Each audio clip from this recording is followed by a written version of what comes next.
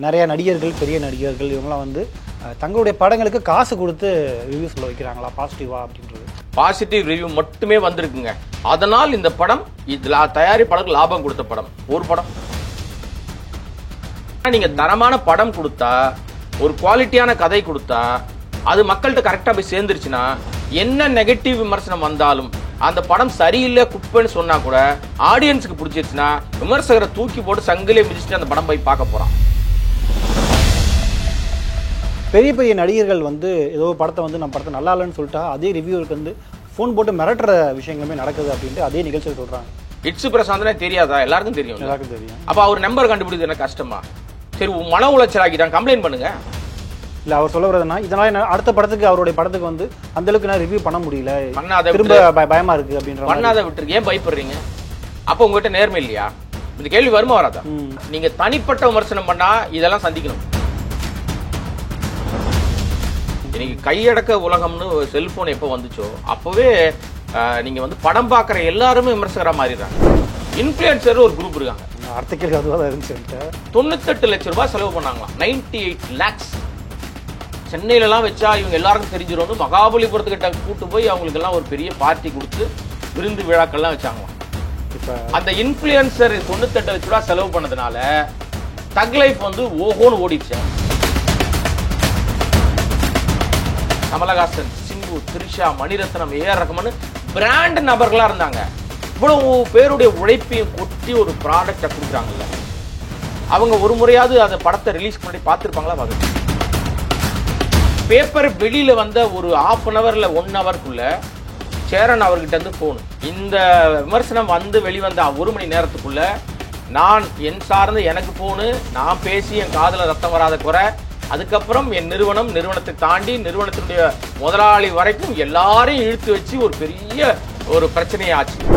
என்னுடைய படப்பிடிப்பு தளத்துல நடந்த விஷயம் நான் அந்த இடத்துல இருந்தவர்களை தவிர வேற யாருக்கும் தெரியாது. நான் ஒரு கண்டிஷன் போடுறேன், இது யாருக்கும் தெரியக்கூடாதுன்னு சொல்றேன். அதையும் மீறி அங்க வந்து வெளியில போகுதுன்னா ஒரு 10 பேர் இருந்தா அந்த 10 பேர்ல யாரோ ஒருத்தர் தானே சொல்லியிருக்கணும். வலைபேச்சு தான் சொல்றீங்க. நீங்க உட்காந்துட்டு உங்க பஞ்சாயத்து எல்லாம் தப்பா விட்டுவிட்டு சினிமாக்குள்ள வர ஆட்கள் பல பேர் என்ன பண்றது தெரியுமா?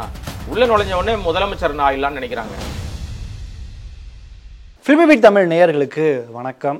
ரீசெண்டாக இப்போ 2-3 நாளாக கோடம்பாக்கத்தில் மிகப்பெரிய டாப்பிக்காக ஓடிட்டு இருக்கக்கூடிய விஷயம் வந்து தமிழ் சினிமா விமர்சனங்களும் அதை விமர்சிக்கிறவங்களும் வந்து காசு வாங்கிட்டு இதை பண்ணுறாங்களா, அவங்களுடைய விமர்சனம் நியாயமாக இருக்கா அப்படின்ற மாதிரியான ஒரு டாக் தான் கோடம்பாக்கத்தில் ரொம்பவும் காட்டுத்தீயாக பரவிட்டு இருக்கு. ஸோ இந்த ஒரு விமர்சனம் பற்றி பேசுறதுக்காக நம்ம கூட பத்திரிகையாளர் கோடாங்கி அப்ரஹாம் இருந்திருக்காரு. ஸோ அவர்கிட்ட நிறைய விஷயம் கேட்டு தெரிஞ்சுக்கலாம். வணக்கம் சார். வணக்கம். ஆக்சுவலாக ரொம்ப நாள் ஆச்சு, மீண்டும் சந்திக்கிறதுல மகிழ்ச்சி. ரீசெண்டாக நீங்களும் பார்த்துட்டு இருப்பீங்க, நீயா நானா நிகழ்ச்சியில் வந்து தமிழ் சினிமாவை விமர்சனம், அதாவது படங்களை விமர்சிக்கிறவங்களும் அதை எதிர்ப்பு தெரிவிக்கிறவங்களுமே ஒரு பெரிய டிபேட் நடந்தது. அதில் காரசாரமாக நிறைய விஷயங்கள் வெளியாச்சு. நீங்கள் முதல்ல என்ன நினைக்கிறீங்க, தமிழ் சினிமாவில் விமர்சனங்கள் சரியாக வருதா?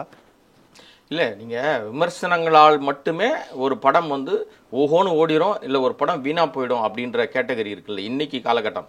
நான் முன்னாடி வெறும் அச்சு கோர்க்கிற வெறும் இப்போ சோசியல் மீடியாலாம் இல்லாமல் சேனல்ஸ்லாம் இல்லாமல் இருந்த காலகட்டத்தில் விமர்சனம் மிக முக்கியமான பங்கு வகிச்சுது. அதில் எந்த மாற்று கருத்தும் கிடையாது. தினத்தந்தியில் விமர்சனம் வரணும், இல்லை இந்த மாதிரி இந்த இதில் வரணும் அப்படின்லாம் ஒரு எதிர்பார்ப்பு இருந்துச்சு. வந்தால் தான் அந்த படத்தை அதை பார்த்துட்டு படம் பார்க்க வந்த ஆடியன்ஸ்னு ஒரு கேட்டகரி இருந்தாங்க. இன்னைக்கு அது இல்லை. இன்னைக்கு கையடக்க உலகம்னு செல்போன் எப்போ வந்துச்சோ அப்போவே நீங்கள் வந்து படம் பார்க்குற எல்லாருமே விமர்சகராக மாறிடுறாங்க. முன்னாடிலாம் ஒரு கேட்டகரி இருப்பாங்க, இவங்க தான் விமர்சகர், இவங்க இதை சொல்லுவாங்க அப்படின்னு இருந்துச்சு இல்லையா? இன்னைக்கு அது இல்லை. எல்லாரும் படம் பார்க்குற எல்லாரும் அவங்களுக்கு என்ன தோணுதோ அதை படம் பார்த்துட்டே இருக்கும்போது இந்த படத்தை பற்றி சொல்லும் போது டிக்கெட் கிடைக்காத அவன் நண்பனுக்கு மெசேஜ் அனுப்புவான், மச்சான் அந்த படத்துக்கு வந்துடாத, இல்லை இந்த படம் கண்டிப்பாக நீ பார்க்கணும்டா. ஸோ அவனுக்கு என்ன தாட் தோணுதோ, படம் தொடங்கி ஒரு 10-1/2 மணி நேரத்தில் அவனோட கதையினுடைய போக்க புரிஞ்சுக்கிறாங்க. இப்போ அந்த அளவுக்கு ரொம்ப அட்வான்ஸ், ரொம்ப அறிவு ஜீவிகளாக மாறிட்டாங்க சாமானிய டிக்கெட் எடுத்து பார்க்குறவங்க. நீங்க இந்த இடத்துல வந்து இந்த டிபேட்டுக்கான வேலையே இல்லையே சார். இது வந்து சும்மா அவங்க டிஆர்பி ரேட் ஏத்துறதுக்கு பண்ண வேலை. அது இதுல எந்த இடத்திலும் சினிமாவுக்கு நன்மை நடந்துச்சா? என் கேள்வி. நான் இந்த சினிமாவில் தான் இருக்கேன், இத்தனை வருஷமா இருக்கேன், பல பெரிய நிறுவனங்கள் வேலை பார்த்துட்டு இப்போ நான் தனியாக வெப்சைட் நடத்துகிறேன். தனியான எனக்கான ஒரு பாதை, வேறு ஒரு தளத்துக்குள்ள இடையில நான் கேப்புக்கே நான் வேறு ஒரு தளம், ஒரு விஷயம் உங்களுக்கு தெரியும், அது நான் ஒரு வேலை நடந்துகிட்டு இருக்கு, அதனால நான் இடையில பேசவே வரல. இப்போ இந்த பேசுறதுனால, இந்த விவாதத்தினால இந்த சினிமாவுக்கு என்ன நன்மைன்னு நீங்க நினைக்கிறீங்க? பெரிய அளவு நன்மை இல்லைன்னு சொல்றீங்களா நீங்க? இந்த விவாதத்தினால எந்த நன்மையும் வரப்போறதே இல்லையே. ஏன்னா நீங்க தரமான படம் கொடுத்தா, ஒரு குவாலிட்டியான கதை கொடுத்தா, அது மக்கள்கிட்ட கரெக்டா போய் சேர்ந்துருச்சுன்னா, என்ன நெகட்டிவ் விமர்சனம் வந்தாலும் அந்த படம் சரியில்லை குப்பைன்னு சொன்னா கூட ஆடியன்ஸுக்கு பிடிச்சிருச்சுன்னா விமர்சகரை தூக்கி போட்டு சங்கிலே மிதிச்சுட்டு அந்த படம் போய் பார்க்க போறான், கொண்டாடுறாங்க. ஆமாவா இல்லையா? நிச்சயமா அது ஒவ்வொருத்தருடைய விமர்சனங்களும் வந்து மாறிட்டு தான் இருக்கு. மக்கள் பிடிச்சிருந்தா கண்டிப்பா அதை பார்க்க தான் செய்யறாங்க. ஆனா இன்னொரு பக்கம் மிகவும் ஹைலைட்டா அதில் பார்க்கப்பட்டது வந்து நிறைய நடிகர்கள், பெரிய நடிகர்கள் இவங்களாம் வந்து தங்களுடைய படங்களுக்கு காசு கொடுத்து ரிவ்யூ சொல்ல வைக்கிறாங்களா பாசிட்டிவா அப்படின்றது. பாசிட்டிவா சொல்லிட்டு அந்த நடிகரோட படம் ஜெயிச்சிருமா சார்? ஏதாவது ஒரு படத்தை சொல்லுங்க பார்க்கலாம். பாசிட்டிவ் ரிவ்யூ மட்டுமே வந்திருக்குங்க. அதனால் இந்த படம் தயாரிப்பாளருக்கு லாபம் கொடுத்த படம் ஒரு படம் சொல்ல முடியாது. அப்படி சொன்னா அதே கேள்வி நான் திருப்பி கேட்கிறேன். விமர்சகர்கள் எல்லாம் ஒரு படத்தை கழுவி ஊத்திட்டாங்க, மிக மோசமான விமர்சனம் பண்ணிட்டாங்க, கொடூரமா அவங்க வந்து அதை பத்தி பேசிட்டாங்க. அதனால இந்த படம் பயங்கர அட்டர் ஃபிளாப், லாஸ், மக்கள் பார்க்கணும் ஆசைப்பட்ட படம் வீணா போச்சு. ஒரு படம் சொல்லுங்க. இல்ல இல்ல இது எல்லாமே இப்ப என்னன்னா உங்களுக்கு வியாபார தளம் அதிகமாயிடுச்சு. ரெண்டாவது வந்து மக்கள் பார்வை என்ன ஆயிடுச்சுன்னா, நான் சொன்ன கையடக்க உலகம்னு, அங்க வந்து இன்ஸ்டால ஒரு ரீல் பார்த்தான்னா உடனே அதை பத்தி அவன் யோசிக்க ஆரம்பிக்கிறான். ஸோ அது வந்து இப்போ எல்லாருக்கும் வந்து ஒரு மேனியாமா மாறிடுச்சு. அப்போ ஒரு படத்தை பற்றி, என் படத்தை பற்றி நான் வந்து ப்ரொமோட் பண்ணணும். நான் ஒரு படம் பண்ணிட்டு இருக்கேன் அப்படின்னா என் படத்தை பற்றி உங்களுக்கு தெரியணும். உங்களை தாண்டி இப்போ நீங்கள் வந்து சென்னையில் இருக்கீங்க, அதுவும் வந்து ஒரு மாதிரி ஹைடெக் ஏரியாக்குள்ளே நம்ம இருக்கோம். பட் குக் கிராமத்திலையும் போய் சேரணும் அப்படின்னா முன்னாடியெல்லாம் போஸ்டர் ஓட்டுவாங்க, எல்லா ஊர்லேயும் போஸ்டர் ஓட்டி இந்த படம் வரப்போகுதுன்னுவாங்க. இன்னைக்கு அப்படி இல்லை. செல்ஃபோன் சின்ன கிராமத்துக்கு கூட போயிடுச்சு. ரீல்ஸ் எல்லாரும் பார்க்க ஆரம்பிச்சிட்டாங்க. படித்தவன் படிக்காதவன் எல்லாருமே ரீல்ஸ் பார்க்க ரீல்ஸ் போட ஆரம்பிச்சிட்டாங்க. அப்போ அது மூலமாக அவங்களுக்கு வந்து ப்ராபகண்டாவை ஏற்படுத்துறதுக்கு தான் செலவு பண்ணுறாங்களே தவிர, அதனால வந்து படத்துக்கு நன்மையா அப்படின்னா அது நன்மைன்னு சொல்ல முடியாது, தீமைன்னு சொல்ல முடியாது. அதனால எந்த யூஸும் கிடையாது என்னை பொறுத்த வரைக்கும். இது என்னுடைய பர்சனல் ஒப்பீனியன். குவாலிட்டியான படம் கொடுத்தீங்க, நல்ல கதையோட. சமீபத்திய எவ்வளோ படம் மிக பெரிய பட்ஜெட்டில் வந்த படங்கள்லாம் வந்த வேகத்தில் காண போயிடுது. ஆனால் சின்ன கதை வருவதே தெரியாது. இப்போ லப்பர் பந்துன்னு ஒரு படம் வந்தது கொஞ்ச நாளைக்கு முன்னாடி. அந்த படம் பிஃபோர் ரிலீஸ் வரைக்கும் அப்படி ஒரு படம் தயாராகிட்டு இருக்குன்னு யாருக்கும் தெரியாது சார். பெருசா யாருக்கும் தெரியாது. படம் ரிலீஸ் ஆகும்போது அவங்க எந்த ப்ரமோஷனும் போடல, எந்த சோசியல் மீடியாலையும் விளம்பரம் கொடுக்கல, யாருக்கும் எந்த நீங்க சொல்ற உங்க பாணியில நான் சொல்லணும்னா உங்க பாணி இல்ல, வெளியில பேசுற பாணியில காசு கொடுத்து ரிவ்யூ பண்ணுங்கன்னு யாரும் சொல்லல. படம் பார்த்த எல்லாரும் ஜெனூனா உண்மையா எங்களை மாதிரி ஆட்கள்லாம் அந்த படம் நல்லா இருக்கு, இந்த படத்தை மக்கள் பார்க்கலாம், நல்ல படம்னு சொன்னோம். நாங்க சொன்னதுனால மட்டுமே அந்த படம் ஓடி இல்ல, படம் குவாலிட்டியா இருந்துச்சு. இங்க நீங்க புரிஞ்சுக்கணும், ஏதோ நான் சொல்றேன்றதுனாலயோ இல்லை வந்து என்னை மாதிரி பல பேர் பேசுறதுனாலயோ மட்டுமே படம் ஓடிடும்லாம் கிடையாது. அது அவர்களுக்கான ஒரு தனி ஒரு நீங்க ஒரு அறுசுவை உணவு வைக்கிறீங்கன்னா அடிஷனலா வைக்கிற ஒரு இனிப்பு பண்டம் அப்படி வச்சுக்கலாம், ஒரு பாசிட்டிவா பேசினா. இங்க வியாபாரத்தை வந்து ஒடுக்கணும், உங்களை வந்து காலி பண்ணணும், உங்களுடைய படத்தை இது பண்ணணும்னு சொல்லி தான் இப்ப எல்லாரும் அப்படி ரிவ்யூ பண்ற ஆட்களுக்கு காசு கொடுத்துட்டா அந்த படம் வந்து ஓடாது அப்படின்னு நினைக்கிறாங்க. இல்ல ரிவ்யூ பண்ற ஆட்களுக்கு காசு கொடுத்துட்டா அந்த படம் ஓடிடும்னு நினைக்கிறாங்க. இந்த ரெண்டு கருத்துமே தப்புங்க என்னை பொறுத்த வரைக்கும். நல்ல கருத்து கொடுங்க, நல்ல படம் கொடுங்க, ஓடும். இப்ப டூரிஸ்ட் ஃபேமிலி எப்படி ஓடுது? சின்ன அயோத்தின்னு ஒரு படம் வருது கொஞ்ச நாளைக்கு முன்னாடி. அயோத்தின்னு ஒரு படம் வருது. அந்த படம் வரும்போது யாருக்கா தெரியுமா? பேர் கேட்டவொடனே எல்லாம் என்ன யோசித்தாங்க, என்னடா பெரிய சர்ச்சையான டைட்டிலா இருக்கு, பெரும் 7.5 இருக்கும் போல இருக்கு, மறுபடியும் திருப்பி வடக்கா அப்படின்னு வந்து டென்ஷன் ஆனாங்க. காவி கூடிலாம் பறக்கும் போல இருக்கு பயந்தாங்க. ஆனா அந்த கருத்து சொன்ன விஷயம் எப்படி இருந்தது? அந்த படம் ஓஹோடு ஓட வேண்டிய படம். மக்கள் நான் எல்லா மீடியாலையும் நல்லா தான் எழுதினாங்க. பார்க்கணும்னு நினைக்கிற நேரத்தில், மக்கள்லாம் பார்க்கணும்னு நினைக்கிற நேரத்தில் தேட்டர்ல இருந்து படத்தை தூக்கிட்டாங்க. அதுக்கு யார் காரணம்? அந்த படத்துக்கு அப்புறம் வந்து பெரிய படம் அது வந்த உடனே எல்லா தேட்டரையும் கபலீகரம் பண்ணிடுச்சு. ஸோ இந்த படத்தை தூக்கிட்டாங்க மக்கள் பார்க்கணும்னு நினைக்கிற நேரத்தில். அதுக்கப்புறம் அந்த ஓடிடியில் மிகப்பெரிய ஒரு வெற்றியை பெற்ற படமாக மாறி போச்சு. நந்தன் ஒரு படம் வந்துச்சு. இப்படி பல படங்கள் நம்ம சொல்ல முடியும். இது எல்லாமே விமர்சன ரீதியில பேசப்பட்ட படங்களா இல்லாம போனா கூட மக்களால் கொண்டாடப்பட்ட படங்களா இருக்கு. ஓகே, ஆமா, நிச்சயமா. பாயிண்ட் புரியல, அதை நம்ம ஏத்துக்கிட்டு தான் ஆகணும். இதுதான் இப்ப நீங்க விவாத பொருளா மாற வேண்டிய அளவுக்கு இன்னும் ஒன்னும் சினிமால எதுவுமே மாறல சார். பெய்ட் ரிவ்யூஸ் இருக்கா இல்லையா? எது பெய்ட் ரிவ்யூஸா? அது அவருடைய விருப்பம் சார். இல்ல இருக்கா இல்லையா தான் கேள்வி. எல்லா துறையிலுமே இருக்கு. ஏன் இந்த ரிவ்யூல மட்டும் வரீங்க நீங்க? எந்த துறையிலும் ஒரு ப்ராடக்ட்டை அவங்க கொண்டு போய் சேர்க்கறதுக்கு செலவு பண்றாங்களா பண்ணலையா? ப்ரமோஷன் பண்றாங்க. அதுதான் ப்ரமோஷன் தான் பெய்டு. இன்னைக்கு ரிவ்யூக்கு மட்டும்னு கிடையாது. இப்ப ஊர் ஊரா போறாங்கல்ல இவங்க. ஆமா. இப்ப நடிகர்கள் ஒரு படம் எடுக்கிறாங்க, பொன்னியின் செல்வன் எடுத்தாங்க, ஊர்ல எல்லா ஊருக்கும் போனாங்க, ப்ரொமோஷன் பண்றாங்க. போனாங்களா? அது எவ்வளவு கோடி செலவு பண்ணாங்க? அதே நிலை தான் நமக்கும். ஓகே, அதுல ஒரு பகுதி தான் இது. இப்ப அவங்களுக்கு பிடிச்சி இப்ப எல்லாருக்கும் காசு கொடுக்குறாங்களா? கிடையாது. பேசுற எல்லாருக்கும் பணம் கொடுக்குறாங்களா? கிடையாது. இப்ப பேசுற எல்லாரும் பணம் வாங்குறாங்களா? கிடையாது. அவங்க விருப்பப்பட்டாதான் வாங்குவாங்க. அதுவும் எப்படி? படத்துக்கும் நான் பேசுற விமர்சனத்துக்கும் சம்பந்தம் இல்ல, என் பாணியில தான் நான் பேசுவேன், என் பாணியில நீ எதுவும் குறுக்க வர முடியாது. இப்படி சில பேர்லாம் இருக்காங்க, நமக்கு தெரிந்த பல பேர் இருக்காங்க. பிரபலமானவர்கள்னு சொல்லக்கூடியவர்கள் கூட காசு வாங்கிட்டு பேசுறாங்க அப்படின்னு ஒரு கருத்து வெளியில இருக்கு. அப்படி கிடையாது. அவங்களுடைய மீடியத்துக்கும் அவங்க பேசுறதுக்கும் சம்பந்தமே இருக்காது. ஏன்னா நான் ஒரு காலகட்டத்தில் நான் டெய்லியில வேலை பார்த்த காலகட்டத்திலலாம் இந்த மாதிரி பணம் கொடுத்து ஒரு விஷயம் பண்றாங்கன்னா அந்த ஏரியா பக்கமே நாங்க போக மாட்டோம். அப்படி ஒரு காலம் இருந்தது. இன்னைக்கு எல்லாருக்கும் அந்த சிட்டிங் சார்ஜ்னு பேமெண்ட்ன்றத கன்வீனியன்ஸ்னு மாத்திட்டாங்க. உங்களுக்கான தேவை, நீங்க ஒரு கார் எடுத்துட்டு வரீங்க, ஒரு பைக் எடுத்துட்டு வரீங்க, எங்களுக்கு 3 மணி நேரம் செலவு பண்ணிட்டு இந்த இடத்த விட்டு நீ கடந்து போறீங்க இல்லையா, உங்க பெட்ரோலுக்கான தொகை இதுன்னு சொல்லி அதை அந்த மாதிரி மாத்திட்டாங்க. சார், எம்பி எம்எல்ஏக்களே மீட்டிங் அட்டன் பண்றாங்க. நீங்களும் நானும் ஓட்டு போட்டு ஒரு எம்பி எம்எல்ஏ உட்கார வைக்கிறோம். அவங்களுக்கு அரசாங்கம் சம்பளம் வேற கொடுக்குது. ஆனா ஒரு கூட்டத்தில் கலந்துக்கிறதுக்கும் அவங்களுக்கான அலவன்ஸ்னு கொடுக்குறாங்க. அவங்க கார் எடுத்துட்டு வீட்டுல இருந்து தலைமைச் செயலகம் வந்துட்டு போறதுக்கு, சட்டசபை கூட்டத்தொடருக்கு போறதுக்கு அவங்களுக்கு ஒரு கன்வீனியன்ஸ் கொடுக்குறாங்க. ஏன் கொடுக்குறாங்க? அதுக்கு பேர் என்ன? எல்லா இடத்திலும் இது ஒரு நியாயப்படுத்தப்பட்ட விஷயமா மாறி போச்சு. இதை தவிர்க்கவே முடியாதுங்க. ஆனா இதனால படம் ஓடல, இல்ல இதனாலதான் படம் ஓடுது, அந்த கருத்தை நான் என்னைக்குமே ஏத்துக்க மாட்டேன். ஓகே, பட் இருக்கு, அது நாம இருக்கு. அது நீங்க பிரபல பெரிய படங்கள், பெரிய நடிகர்கள் படங்கள், அவங்க படம்லாம் வரும்போது அவங்க தன்னை தனியா ப்ரமோட் பண்ணிக்கணும், தன்னை பத்தி எல்லா இடங்களையும் பேச வைக்கணும், தன் புகைப்படம் எல்லா பத்திரிகையிலையும் வரணும், எல்லா வெப்சைட்லயும் வரணும், எல்லா ஊடகங்கள்லயும் வரணும், சேனல்ல வரணும், என்னை பத்தி 4 விதமா நிறைய விஷயங்கள், நல்ல வார்த்தைகள் வரணும்னு அவங்க தனியா கேர் எடுத்து அவங்க செலவு பண்றாங்க. அதுதான் பெய்டுன்னு மாறிடுது. ஓகே, இல்லை பட் இதே பக்கம் பெய்டு சில பேர் கொடுக்குறாங்க. ஆனால் அதே இன்னொரு பக்கம் பெரிய பெரிய நடிகர்கள் ஏதோ படத்தை நம்ம படத்தை நல்லா இல்லைன்னு சொல்லிட்டா அதே ரிவ்யூருக்கு ஃபோன் போட்டு மிரட்டுற விஷயங்களுமே நடக்குது அப்படின்ட்டு அதே நிகழ்ச்சியில் சொல்கிறாங்க. நீங்கள் அதை ஃபீல் பண்ணியிருக்கீங்களா? அந்த மாதிரி நடக்குதா? சார், மிரட்டுறாங்க அப்படின்னு சொன்னால், நீங்கள் மிரட்டுறதுக்கு பயப்படுறீங்கன்னு சொன்னால் உங்கள்கிட்ட தப்பு இருக்குன்னு அர்த்தம். இப்போ நாங்கள் தான் நிறைய விஷயம் பேசுகிறோம், எவ்வளோ நடிகர்களோட பழகிறோம், நடிகையோட பழகிறோம், டைரக்டர் தயாரிப்பாளர்களோட பழகிறோம். ஒரு விஷயம் நம்ம கருத்து எழுதும்போது அவங்க நிறைய ஃபோன் அடிக்க தான் செய்வாங்க. இது என்ன இந்த மாதிரி பண்ணிட்டீங்க நீங்கள், ஏன் அப்படின்னா நம்ம அதுக்கு விளக்கம் சொல்கிறோம்.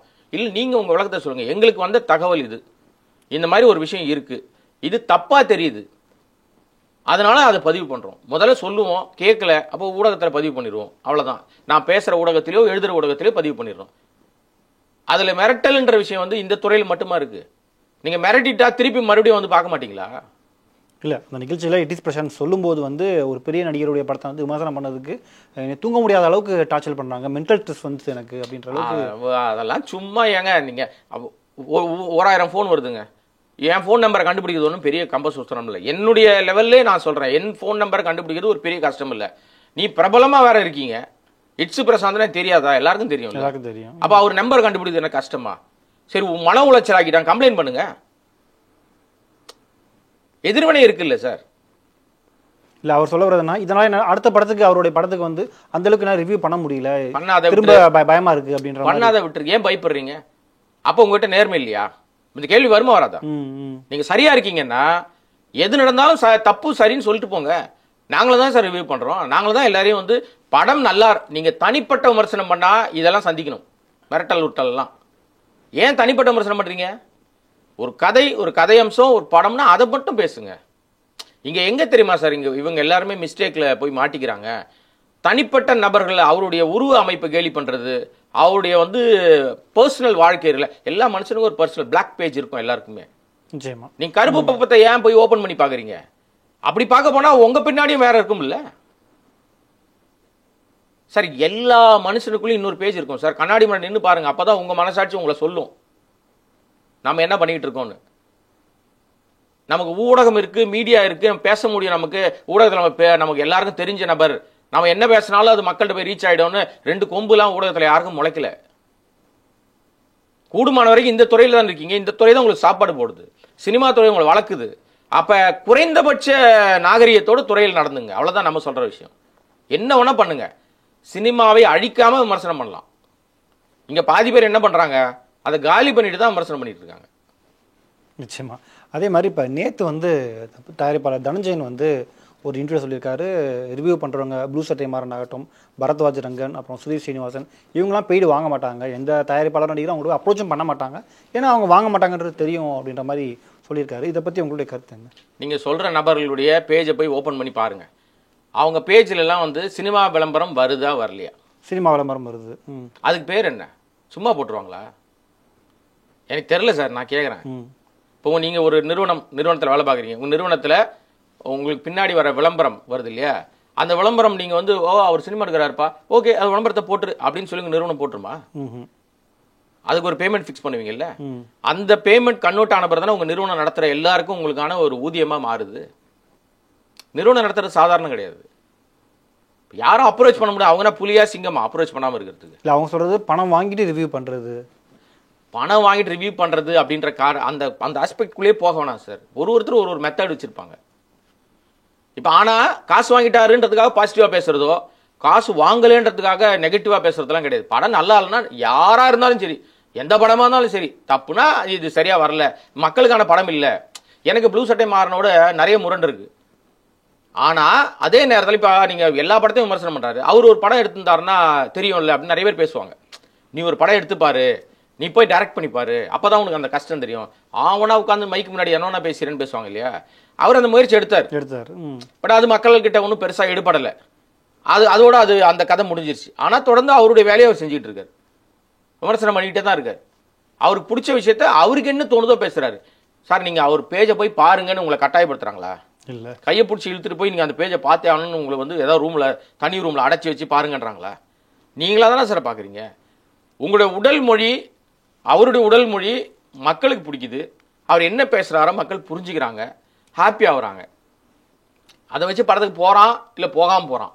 அவங்க காசு வாங்க மாட்டான்றது வந்து இவர் சொல்லிட்டாரு அப்படின்றதுக்காக காசு வாங்குறாங்க வாங்கலன்னு நம்ம முடிவு பண்ண முடியாது. இன்னொரு விஷயம், இந்த விளம்பரம் எதனால் வருகிறது? விளம்பரம் சும்மா போடுறாரா? யாரோ XRY, ப்ளூ சட்டை மாறனா இருக்கட்டும், பரத்வாஜா இருக்கட்டும், யாரா இருந்தாலும் அவங்க எல்லாம் காசே வாங்கலன்னு அவங்க எழுதி கொடுப்பாங்களா? விளம்பரம் போடுறதுக்கு சும்மா போடுறோம் நாங்க, அவங்க அப்படி எப்படி நிறுவனம் நடத்துவாங்க? இல்ல விளம்பரம் இல்ல சார். இது நான் என்ன சொல்ல வரேன்னா, இது தப்பு இல்ல. அதே விளம்பரம் ஒரு படத்தை, நீங்க என்ன கேள்வி கேட்க வரீங்கன்னா அதுக்கு நான் பதில் முன்னாடியே சொல்லிடுறேன். அந்த விளம்பரம் போடுறதுனால அந்த படத்தை அவர் பாசிட்டிவா பேசுறாருன்னா, அந்த படத்தை போய் பாருங்க, படம் நல்லா இருந்தா ஓகேன்னு, நல்லா இல்லைன்னா கழிவு தான் ஊத்துவாரு. ஐயோ நான் காசு கொடுத்தனே, 50,000 கொடுத்தனே, 1 லட்சம் கொடுத்தனே, 2 லட்சம் கொடுத்தனே, நீங்க ஏன் தேடி போறீங்க? உங்களை யாராவது போக சொன்னாங்களா? அவர் ஏதாவது கை பிடிச்சி கூப்பிடுறாரா? என் ஆபீஸ்க்கு வந்து நீ விளம்பரம் கொடுத்தாதான் இந்த வாரம் வெள்ளிக்கிழமை படம் ரிலீஸ் ஆகும் இப்படி சொல்றாங்களா? அதெல்லாம் தயாரிப்பாளர்களா தேடி போறீங்க. எத்தனையோ தயாரிப்பாளர்கள் அவர்கிட்ட நேரா பேசிட்டு தான் இருக்காங்க. ஒரு படம் ரிலீஸ்க்கு முன்னாடி பேசுறாங்க, ஷூட்டிங் ஸ்பாட் பஞ்சாயத்துகளை சொல்றாங்க, பேச ஆரம்பிச்சு. சில பேர்லாம் இப்ப பூரா பொய்யா பேசிட்டு தெரியுறாங்க. இந்த மீடியத்தை வச்சு பல பேரை மிரட்டி சம்பாதிக்கிற குரூப்பும் இருக்குதான் செய்யுது. நான் இல்லைன்னா மறுக்கல. ஏதோ ஊடகத்தில் நம்ம இருக்கோம், எல்லாரும் கரெக்டா இருக்காங்களான்னு சொல்லலப்பா. நிறைய நபர்கள் இருக்கதான் செய்யறாங்க. பூரா ஒரு நடிகரை பத்தி தப்பா பேசி காசு சம்பாதிக்கிற ஆட்கள், அவங்கள போய் தப்பா பேசுற ஆட்கள் இருக்கதான் செய்யறாங்க. அது அவருடைய பாணி. சினிமாக்காரன் எல்லாருக்கும் தெரியும். சினிமாவில் இருக்கிற தயாரிப்பாளர்கள் ஆரம்பிச்சு கடைநிலையில வேலை பார்க்குற ஆட்கள் வரைக்கும் இன்னார் யாருன்னு தெரியும். சரியா இருந்தா அவங்கள அப்ரோச் பண்ணுவாங்க, தப்பா இருந்தா அவங்ககிட்ட போகவே மாட்டாங்க. நீங்க சொல்ற நபர்கள்ட்டெல்லாம் தொடர்ச்சியா அவங்களுடைய சொல்ற விஷயங்கள்ல நிறைய எக்ஸ்க்ளூசிவ் விஷயங்கள் சொல்றாங்கல்ல, எப்படி சொல்லுவாங்க? என்னுடைய படப்பிடிப்பு தளத்துல நடந்த விஷயம் நான் அந்த இடத்துல இருந்தவர்களை தவிர வேற யாருக்கும் தெரியாது. நான் ஒரு கண்டிஷன் போடுறேன், இது யாருக்கும் தெரியக்கூடாதுன்னு சொல்றேன். அதையும் மீறி அங்க வந்து வெளியில போகுதுன்னா ஒரு 10 பேர் இருந்தா அந்த 10 பேர்ல யாரோ ஒருத்தர் தானே சொல்லியிருக்கணும். வலைபேச்சு தான் சொல்றீங்க. நான் யாரையும் பேர்லாம் சொல்ல, எனக்கு ஏன் நான் பேர் சொல்ல பயந்துலாம் இல்ல. அவங்க யாரையும் சொல்லி என்ன யூஸ் அதனாலன்னு கேட்கிறேன் நான். இப்ப நீங்க வந்து தம்பி அழகா கோத்து விட்டுட்டு அதுல ஒரு செயின் வச்சு தொடர்ந்து அடுத்த கட்டத்துக்கு போலாம் நீங்க நினைக்கிறீங்க. நீங்க என்ன கூப்பிட்டாலும் நான் இதே இடத்துல நினைப்பேன். ஏன்னா இங்கே தான் நிக்கிறேன். நீங்க என்ன செய்றீங்களோ அது உங்களுக்கு எதிர்வினை வரும், யாரா இருந்தாலும். அது ஏன்னா எல்லாருமே நண்பர்களா தானே இருந்தாங்க, அது புரிஞ்சுக்கணும். நண்பர்களா இருந்தாங்க, அதை நீங்க புரிஞ்சுக்கணும். அதனால இன்னைக்கு சினிமா வந்து யாரை நம்பியும் கிடையாது, யார் பேசுறத நம்பியும் கிடையாது. இது சினிமா. அந்த இவர் ஒரு டைலாக் சொன்ன மாதிரி தான், இது உங்க அம்மா எங்க அம்மா எல்லாம் சினிமானா இல்ல, அதுதான் உண்மை. நல்ல கருத்தோடு நல்ல விஷயங்கள் வரும்போது எனி நெகட்டிவ் விஷயம் இல்ல பாசிட்டிவ் விஷயம் வந்தாலும் அது அந்த படத்தை பாதிக்காது. இவர் சொல்ற மாதிரி இப்ப நம்ம தனஞ்சயன் நல்ல நண்பர் தான், நல்ல மரியாதைக்குரிய மனிதர் தான், கரெக்ட் தான். அவரு வந்து குறிப்பிட்டு இந்த பேர் மட்டும் சொல்றாருல்ல, அதை தாண்டி பணமே வாங்காம நிறைய பேர் பேசுறவங்களா இருக்குதானே செய்றாங்க. ஏன் அவங்க எல்லாம் சொல்லல? கேள்வி வரும்ல தம்பி. யாராவது ஃபோன் பண்ணி இந்த படத்துக்கு நீங்க காசு கொடுத்தா தான் நாங்க பேசுவோம், கொடுத்தே ஆகணும், யாரும் மிரட்டுறாங்களா? கிடையாது. தயாரிப்பாளரும் இயக்குனரும் அந்த நடிகரும் முடிவு பண்றாங்க. என் படம் வரும்போது இன்னைக்கு எந்த பேஜ் திறந்தாலும் என்னுடைய படம் வரணும். இப்போ உதாரணத்துக்கு சமீபத்தில் தக் லைஃப் வந்தது. அது மாதிரி நான் எல்லாம் நேராகவே பேசுவோம், இதில் ஒன்றும் மறைச்சு பேச ஒன்றுமே கிடையாது. தக் லைஃப் படம் வந்தது. இன்னைக்கு எந்த பேஜை திறந்தாலும், எந்த பஸ் ஸ்டாண்ட் ஷெல்டரில் போய் பார்த்தாலும், எந்த ரயில்வே மெட்ரோ பிரிட்ஜு கீழே பார்த்தாலும் அந்த புகைப்படம், அந்த படத்தினுடைய விளம்பரம் இருக்கா இல்லையா? இருக்கு. அது என்ன காரணம்? அவங்க ப்ரமோஷன். என் படத்தை எல்லாரும் நீங்க மக்களுக்கு சேர்க்கணும்னு ஆசைப்பட்டாங்களா? தெரியாத ஒரு ரகசியம் சொல்றேன், இதெல்லாம் தெரியுது உங்களுக்கு. இன்ஃப்ளூயன்சர் ஒரு குரூப் இருக்காங்க. அடுத்த கேள்வி அதுவா தான் இருந்துச்சு. 98 லட்சம் ரூபாய் செலவு பண்ணாங்களாம். 98 lakhs. சென்னையில எல்லாம் வச்சா இவங்க எல்லாருக்கும் தெரிஞ்சிரும்னு மகாபலிபுரத்துக்கிட்ட கூட்டு போய் அவங்களுக்கு எல்லாம் ஒரு பெரிய பார்ட்டி கொடுத்து விருந்து விழாக்கள்லாம் வச்சாங்களாம். இப்ப அந்த இன்ஃப்ளூயன்சர் 98 லட்சம் ரூபாய் செலவு பண்ணதுனால தக் லைஃப் வந்து ஓஹோன்னு ஓடிடுச்சா? நான் கேட்கலப்பா அந்த கேள்வியை, ஊடகம் பூரா கேட்குது. கரெக்ட் தான். உங்களுக்கு காலங்காலமா எழுதிக்கிட்டு இருக்கிறாங்க இங்க ஊடகம், இதை நீங்க கவனிக்கவே இல்லை, விட்டுட்டீங்க. ஒன்றும் பெருசா உங்களுக்கான எந்த விஷயத்தையும் செய்யலை நீங்க. ஆனா போய் இன்ஃப்ளூயன்சர்னு ஒரு குரூப், இப்போ அது ஒரு புது ட்ரெண்ட் ஆயிடுச்சு. இந்த வெட்டியா வேலை வெட்டி இல்லாம சும்மா, அதை நான் அப்படிதான் அவங்கள நான் வந்து சொல்றேன். என்னுடைய பழக்கம் என்னன்னா, ஒண்ணுமே இல்லைனாலும் ஏதோ ஒரு 2 வார்த்தையை போட்டு ஒரு 20 செகண்ட் 50 செகண்ட் போட்டோம்னா அது பயங்கரமா இருக்குப்பா அப்படின்ட்டு அந்த ரீல் மோகத்துல இன்ஃப்ளூயன்சர்னு உருவாயிடுறான் பாருங்க. இந்த சினிமா இதுவரைக்கும் எக்ஸ் தளம், அது ட்விட்டரா இருந்துச்சுல்ல, எக்ஸ் தளத்துல 4 வார்த்தை 240 வேர்டுக்கு மேல எழுத முடியாது தானே அதுல. அது கரெக்ட் தானே? இப்ப அது ஏதோ காசு கட்டினா கொஞ்சம் நிறைய எழுத, அதுல எழுதி ஒரு படம் ஜெயிச்சிருச்சு. ஏன்னா அதுல பயங்கரமா பெய்டு ப்ரமோஷன் பண்ணுவாங்க. நீங்க சொல்ற அதுக்கெல்லாம் அதுல ஒரு காலகட்டத்துல அந்த ட்வீட்டுக்கு இவ்வளவு அமௌண்ட் அப்படின்ற மாதிரி கேள்விப்பட்டிருக்கேன். எனக்கு தெரிஞ்சு ஒரு தம்பதி இருக்காங்க. அந்த தம்பதி ஒரு ட்வீட் போடுறதுக்கு லட்சக்கணக்கில் பணம் வாங்குறாங்க. எதுக்கு கொடுக்குறீங்கன்ற நான் தயாரிப்பாளர்கள் எங்க அறிவில்லையா அவங்களுக்குலாம்? ஏன் அந்த படத்தை பத்தி அவங்க 4 வார்த்தை போட்டோம்னா படம் ஒவ்வொன்று பிச்சுக்கிட்டு எல்லா சென்டர்லயும் கொட்டிருமா காசு? உங்களை யார் சார் கொடுக்க சொல்றது? அந்த லட்சக்கணக்கில் கொடுக்கறத ஊரா போஸ்ட் அடிச்சு ஒட்டுங்க. உங்க படத்தினுடைய போஸ்டர் ஒட்டுங்க சார். ஒரு நாள் ஒட்டுங்க, திருப்பி ஒரு நாள் ஒட்டுங்க. ஒரு ட்வீட்டுக்கே நீங்க 1.5 லட்சம் கொடுக்குறீங்களே, 1 லட்சம் ஏன் கொடுக்குறீங்க? எனக்கு எந்த காழ்ப்புணர்ச்சியும் கிடையாது. உடனே அவங்கள மேல நம்ம எதுவும் இல்லை. அவங்க நீங்க சொல்ற சரிதான். ஏன்னா ரிலீஸ் ஆகி 3 நாள் வரைக்கும் ஊடகங்கள் வந்து படத்தை விமர்சிக்க பண்றாங்க. 4வது நாள் பாத்தீங்கன்னா இன்ஃப்ளூயன்ஸ் சைட்ல இருந்து படம் பாசிட்டிவா இருக்கு அப்படின்ட்டு அவங்க வீடியோக்கள் போட்டுட்டே இருக்கும்போது கேள்வி வரதானே செய்யும். அதுதான் சொல்ல வரேன். நீங்க என்ன பண்ணாலும் சரி, இவ்வளவு ப்ரமோஷன் போடுறாங்கல்ல, இவங்க நல்லா இருக்கு நல்லா இருக்கு நல்லா இருக்குன்னு சொன்னாங்களே, படம் வந்து உங்க மனசாட்சியோட கரெக்டா நீங்களும் வேணாம், நீங்க மீடியா பர்சன் என்னையும் விட்டுருங்க. சாதாரணமா 190 ரூபா கொடுத்து ஒரு ஆடியன்ஸ் படம் பார்க்கறான்ல, அவனை வந்து ஃபுல்ஃபில் அது கதை என்னன்னு கேளுங்க, அதுல என்ன இருக்குன்னு கேளுங்களேன். Legend Mani Ratnam, legend Kamal Haasan, little super star, இப்ப யங் சூப்பர் ஸ்டாரா மாறி இருக்கிற சிம்பு இருக்காரு, கனவு கண்ணி எல்லாருக்கும் இப்ப வரைக்கும் இருக்கிற திரிஷா இருக்காங்க. அதை தாண்டி இன்னும் பல பேர் அதுல இருக்காங்க. ரஹ்மான் சார், இசை புயல் இருக்காரு. இவ்வளவு பேர், இன்னும் பெரிய பேக்கேஜ் நாசர் இருக்காரு, நடிப்புக்கு இலக்கணமா இருக்கக்கூடிய நாசர் இருக்காரு, இன்னும் எவ்வளவு பேர் இருக்காங்கல்ல. இவ்வளவு பேரும் கதையே இல்லாத ஒரு கதைக்களத்துக்குள்ள டிராவல் பண்ணி இத்தனை கிட்டத்தட்ட அது அந்த ப்ரொடக்ஷன் ஆரம்பிச்சு 1.5 வருஷம் 2 வருஷம் ஆயிடுச்சு. இவ்வளவு பேருடைய உழைப்பையும் கொட்டி ஒரு ப்ராடக்டை கொடுக்குறாங்கல்ல, அவங்க ஒரு முறையாவது அந்த படத்தை ரிலீஸ்க்கு முன்னாடி பார்த்துருப்பாங்களா? பார்த்துருக்க மாட்டாங்களா? பார்த்துருக்கணும், பார்த்தாங்கன்னு தெரியல. அங்கதான் சார் நம்ம எல்லாருமே வந்து என்ன, இப்போ நீங்க உதாரணத்துக்கு எல்லா விமர்சனத்திலையும் நீங்க ஒரு விஷயத்தை கவனிச்சிங்களான்னு தெரியல, திரிஷாவுடைய கதாபாத்திரம் கடுமை விமர்சனமாச்சு. ஆச்சா ஆகலையா? நிச்சயமா நல்ல நடிகை அவங்க, அதுல எந்த மாற்று கருத்தும் கிடையாது. அங்க நிறைய பர்சனல் பஞ்சாயத்துகள் இருக்கும், அதுக்குள்ள நான் போக விரும்பல. ஒரு கதாபாத்திரம் உங்க வடிவமைக்கும் போது இந்த கதாபாத்திரத்தை இவங்க நடிச்சா அது கதாபாத்திரம், அவங்க கேரக்டர் அப்படின்னு நான் சொல்ல வரல, அவங்க கதாபாத்திரம் இல்லையா?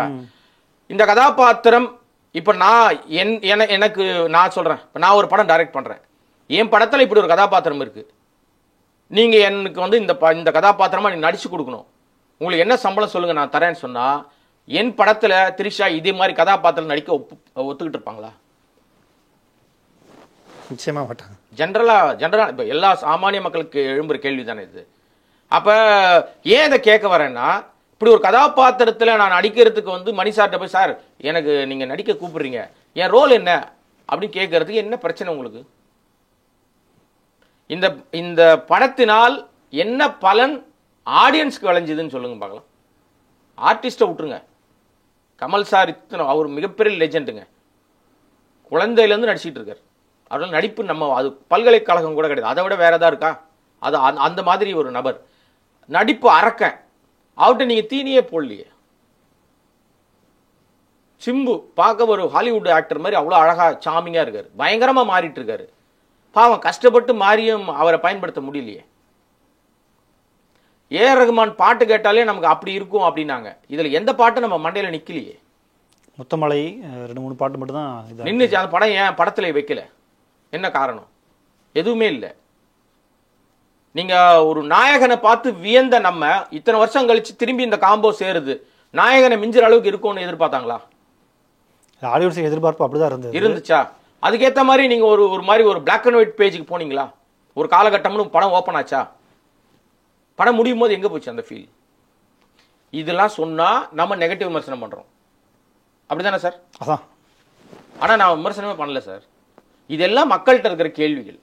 அவங்க கிட்ட இருக்கிற கேள்வி நான் உங்க மூலமா சொல்றேன். அவ்வளவுதான். இப்ப நான் அந்த படத்தை தப்பா சொல்லிட்டேன்னு நீங்க சொன்னீங்கன்னா நான் எப்படி ஒத்துக்கிறது? ஓகே சார், இறுதியா ஒரு கேள்வி. நீங்க ரொம்ப வருஷமா இண்டஸ்ட்ரியில் சீனியரா இருக்கீங்க. உங்க காலத்துல, அதாவது நீங்க உங்களுடைய ஸ்டார்டிங் டைம்ல நீங்க பண்ண ரிவ்யூ சிஸ்டத்துக்கும் இப்போ கூடிய ரிவ்யூ சிஸ்டத்துக்கும் என்ன நீங்க சேஞ்ச் பாக்குறீங்க? இல்லை, சேஞ்சுன்றது சோசியல் மீடியாவுடைய வரவு தான் சார். எனக்கு நல்ல ஞாபகம் இருக்குது சார். நம்ம நண்பர் சேரன், ஏன்னா ரொம்ப நல்ல மனிதர், நட்பு பாராட்ட நல்ல இயக்குனர் இல்லையா? அவர் ஒரு படம் எடுத்திருந்தார், தவமாய் தவம் இருந்துன்னு ஒரு படம். நீங்க எல்லாம் பார்த்துருப்பீங்க அந்த படத்தை. அந்த படம் நான் அப்போ ஒரு தமிழ் முரசுன்னு ஒரு பத்திரிகையில வேலை பார்த்துருந்தேன், தினகரனோட பத்திரிகை.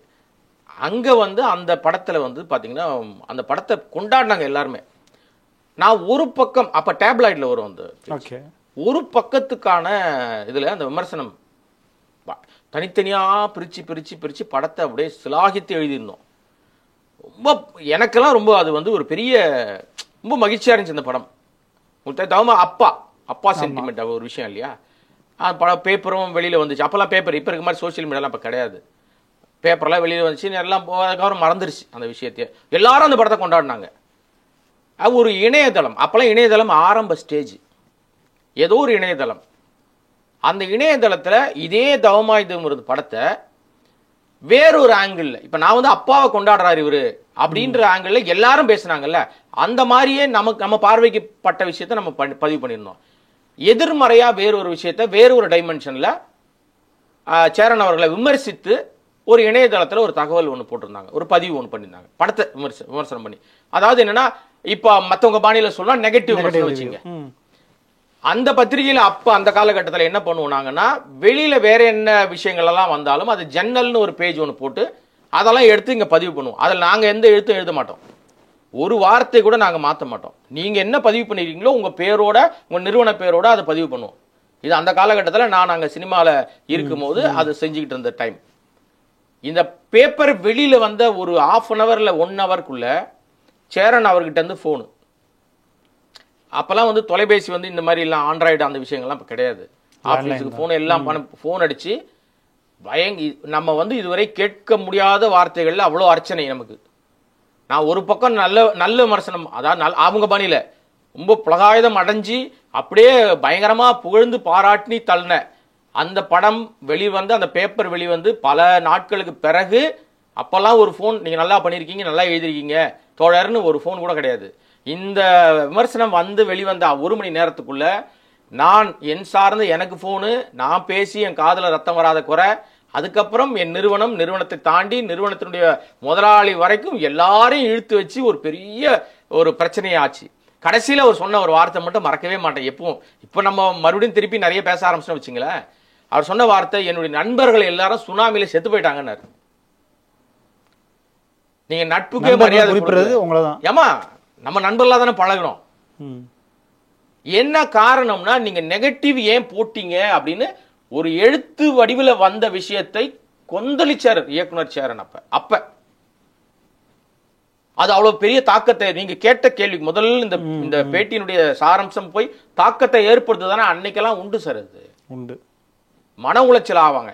நான் திருப்பி சொல்றேன், அது நாங்க எழுதுனதே இல்ல, அது இன்ன பத்திரிகையில வந்திருக்கு, இன்ன வெப்சைட்ல வந்திருக்கு.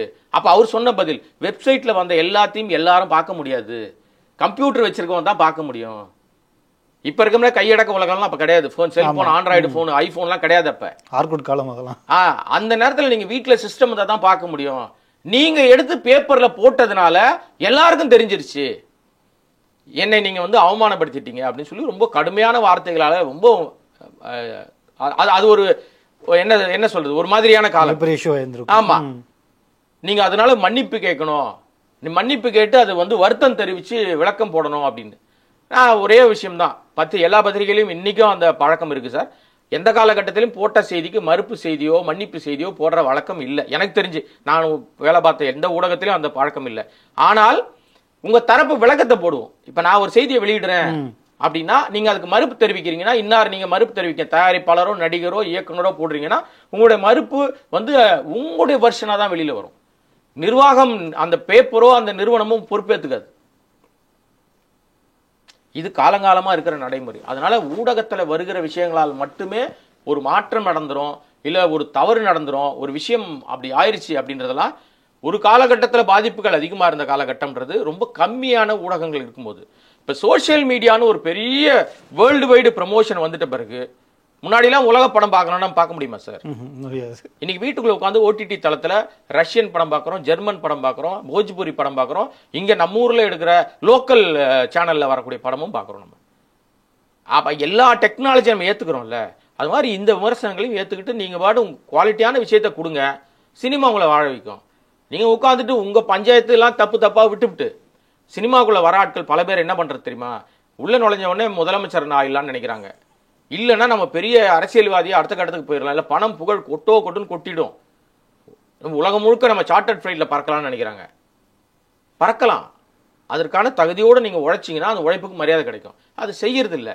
அதை விட்டுட்டு பேசுறவன் தப்பு, அவன் விமர்சனம் பண்றவன் தப்பு, எழுதினவன் தப்பு அப்படின்னு ஊடகத்தின் மேல திருப்பினீங்கன்னா உங்ககிட்ட ஸ்டஃப் இல்லைன்னு அர்த்தம்.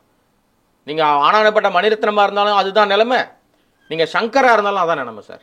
அவங்க எல்லாம் நல்ல படங்கள் கொடுக்கலையா, கொண்டாட்ட படங்கள் கொடுத்தவங்க தான். இன்னைக்குள்ள காலகட்டத்துக்கு மாறுங்க, சின்ன படங்கள் வருது, ஒரு சின்ன கான்செப்ட் வச்சு ஒரு படங்கள் எடுக்கிறாங்க. அந்த படம் மணிகண்டன் ஒரு நடிகர், தொடர்ந்து அவர் எடுக்கிற படங்கள் எல்லாம், அவர் நடிக்கிற படங்கள் எல்லாம் மக்கள்கிட்ட போய் எப்படி போய் ரீச் ஆனாலும் ஓஹோன்னு ஓடிட்டு தான் இருக்கு. ஏதோ ஒரு விஷயத்தை வச்சு போயிட்டே இருக்கு. வித்தியாசமான ஒரு முயற்சிகளுக்கு ஆடியன்ஸ் வந்து என்னைக்கும் வரவேற்பு கொடுப்பாங்க. புதுசா ட்ரை பண்ணுங்க. புதிய இயக்குனர்களை தயாரிப்பாளர்கள் ஏத்துக்கிறது இல்லை சார், இது குற்றச்சாட்டா வைக்கிறேன் நான். ஏத்துக்கிறது இல்ல. புதிய இயக்குனர்கிட்ட கதை கேட்கறதே கிடையாது சார். என்னைக்கு ஒரு நடிகர் கையில திரைப்படம் போய் மாட்டிக்கிச்சோ அந்த திரைப்படம் உருப்படாது சார். ஸ்டார் வேல்யூ நோக்கி ஓடுறாங்க, விளங்காது. ஏன்னா ஒரு காலகட்டத்தில் முதலாளின்னு ஒருத்தர் இருந்தார், அவர் தான் பணம் எடுத்துட்டு வருவார், அவர் தான் நீதான் டைரக்டர், இந்த நடிகரை நீ வச்சுக்கோ, இந்த கதை எடுங்க, இவ்வளவு செலவுக்குள்ள எடுங்க அப்படின்னு ஒரு காலகட்டத்தில் இருந்துச்சு. தயாரிப்பாளர்கிட்ட இருந்து அப்படியே அந்த பவர், படத்தை இயக்குற பவர் எங்க போச்சு, படம் தயாரிக்கிற பவர் எங்க போச்சுன்னா இயக்குனர் கையில் வந்துச்சு. ஒரு காலகட்டத்தில் இயக்குனரே முடிவு பண்ணாரு, நீங்க தயாரிங்க சார், நீங்க பைனான்ஸ் கொடுங்க, நீ நடிப்பா என் படத்துல அப்படின்னு. அதுக்கப்புறம் காலகட்டம் மாறி இப்ப நடிகர் கையில போயிடுச்சு. நடிகர்கள் தான் முடிவு பண்றாங்க, நீ தான் எனக்கு டைரக்டர், நீ தான் மியூசிக் டைரக்டர், நீ ஃபைனான்ஸ் கொடு. கார்பரேட் நிறுவனங்களா மாறிட்டாங்க. பேன் இண்டியா பிலிம்னு ஒரு நாசக்கார ஒரு செயல் உள்ள வந்துச்சு சார். பேன் இண்டியான்ற ஒரு விஷயமே கிடையாதுங்க, பேன் வேர்ல்டுன்னு கூட சொல்லிங்க நீங்க. ஏன்னா இங்க எடுக்கிற படம் உலகம் முழுக்க போகுது. எந்த படமாவது பேன் இண்டியா படம் ஓடிடுச்சுன்னு சொல்லுங்க பார்க்கலாம். இப்ப என்னன்னா அப்படி ஒரு கல்ச்சர் ஆயிடுச்சு. பாகுபலி ஓடிடுச்சு இல்ல, 1000 கோடி சம்பாரிச்சு, அதுல பாரு இதெல்லாம் இருந்தாங்க, அது மாதிரி நம்மளும் அதே மாதிரி வரணும். மலையாளத்துல ஒரு ஆளை போடு, கன்னடத்துல ஒரு ஆளை போடு, தெலுங்குல ஒரு ஆளை போடு, இந்தியில ஒரு ஆளை போடு, எல்லாத்தையும் போடுறீங்களா, கதையை ஒழுங்கா போட்டீங்களா? பிராண்ட் தான் சார். இந்த தக் லைஃப் உடைய நிலைமை ஏன் இந்த விமர்சனத்துக்கு உள்ளாச்சுன்னா அதுக்கு ரீசன், தக் லைஃப் அப்படின்ற ரீசனுக்குள்ள யாரெல்லாம் பிராண்ட் இருந்தாங்க, கமலஹாசன், சிம்பு, த்ரிஷா, மணிரத்னம், ஏஆர் ரஹ்மான் பிராண்ட் நபர்களா இருந்தாங்க. மெயின் இருக்க வேண்டிய ஸ்டஃப் கதை இல்ல, இதெல்லாம் பார்க்கல. ஆனா நம்ம விமர்சனம் என்ன பண்றோம், நீங்க வந்து பண்ணது தரியா, காசு வாங்கிட்டு பேசுறியா, காசு கொடுத்தா ஒரு பேச்சு பேசுறியா, அவன் காசு வாங்காம பேசுறான். சரக்கு நல்லா இருந்தா இதெல்லாம் தூக்கி தூர வச்சுட்டு போயிட்டே இருக்கலாம் சார். நிச்சயமா சார். உங்களுடைய கருத்துக்களை பகிர்ந்துக்கிட்டதுக்கு ரொம்ப நன்றி சார். தேங்க்யூ.